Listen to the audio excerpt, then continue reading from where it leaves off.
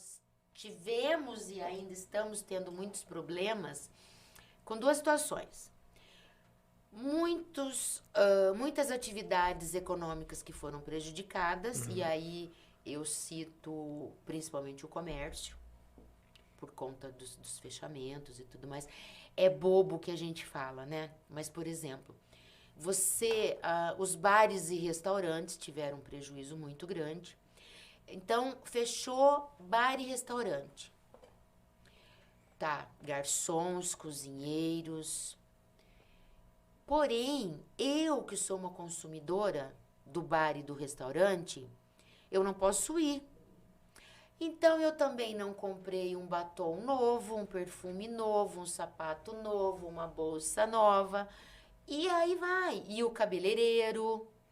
Eu fiquei sem fazer mecha durante muito tempo. Então, olha a proporção que o negócio toma. Aí, mas só o setor X e X. Não, porque o cabeleireiro que não teve aquela cliente lá, ele também não tem dinheiro para ir consumir em outro lugar. E assim vai, uma coisa leva a outra. Enfim, tivemos a questão das verbas rescisórias, que é o fato de ser dispensado sem receber nada, ela sempre foi um dos problemas maiores, uma das maiores demandas que nós temos na Justiça do Trabalho, que sempre representou em 30 de 30 a 40% do total de demandas. Com a pandemia, nós temos a questão da hora extra. Por quê? Uma coisa que eu até critico de uma certa forma é o empresário, na primeira crise, o primeiro problema que ele enfrenta, ele pensa em demitir o funcionário. A primeira coisa que ele faz é isso. Antes de buscar outros meios para solucionar o problema, é demissão. Aí, aquele setor dele dá uma melhoradinha, coisa que ele poderia ter esperado um pouco, então ele tem exigido hora extra. E não tem pago corretamente. Não estou generalizando, estou dizendo o acréscimo de demandas neste sentido. Uma outra coisa também. Foram autorizadas pelas medidas provisórias vários tipos de acordos individuais, sem a participação do sindicato. Isso após a reforma trabalhista. Após a reforma trabalhista e também, mesmo que não estivesse na reforma trabalhista, eu não sei dizer se é a medida provisória 927 ou 926, que inclusive foi situação de questionamento no Supremo Tribunal Federal, que decidiu muito rapidamente, decidiu num primeiro momento favorável à classe dos trabalhadores, que, na minha opinião, a partir do momento que ele defendeu a participação do sindicato, ele está resguardando o direito do empregado. Depois ficou de uma maneira muito esquisita. Enfim, muitas empresas não quiseram buscar o seu sindicato, fizeram acordos individuais de uma forma não tão correta, que estão sendo questionadas hoje. Exemplos disso. Aqueles trabalhadores em situação de risco, você afasta por um determinado período, e daí você faz o desconto dele de férias e 13º. Não pode.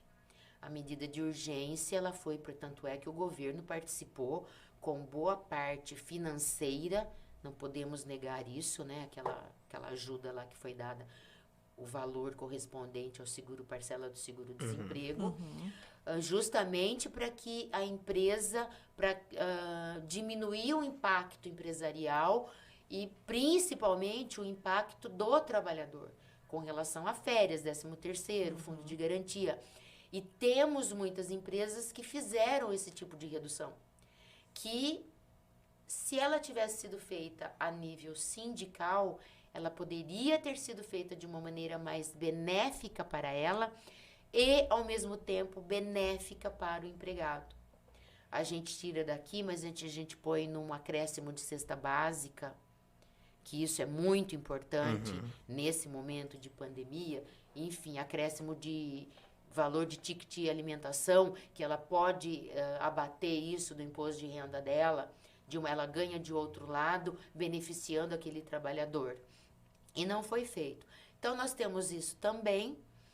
Nós temos a questão acidente do trabalho, é uma doença profissional, é uma questão que tem aumentado demasiadamente nos últimos anos. A gente não pode negar que acidente de trabalho, algo específico ou não? Acidentes variados?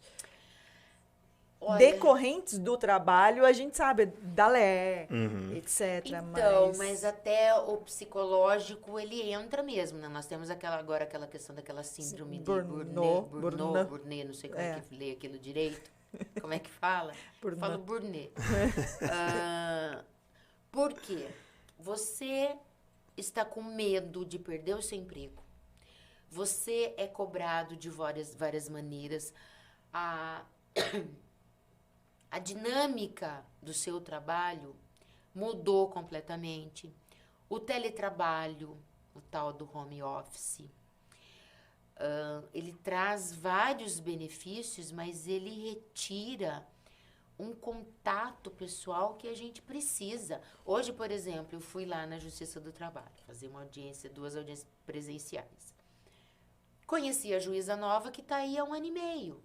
Conheci ela hoje. Perde contato, né? Porque nós estávamos trabalhando online. Já fiz várias audiências com ela e é diferente. Encontrei com a doutora Valéria, que trabalha lá no Birajara. Oi, tudo bom? É diferente. Você tem...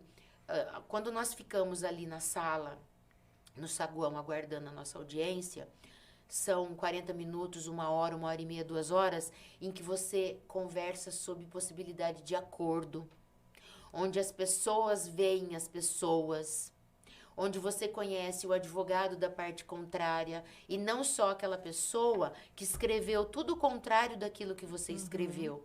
É diferente.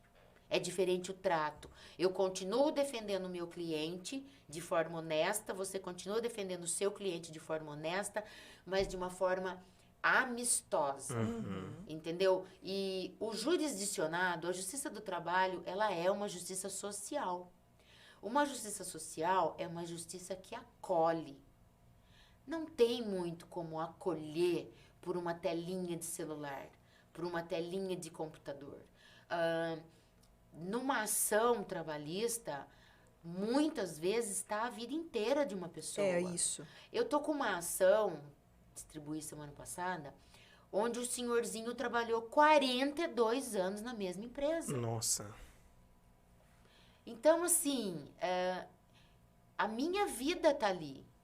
E é bacana você poder conhecer aquele juiz, aquela que é uma pessoa, como outra qualquer, mas que a minha vida profissional inteira está nas mãos dele.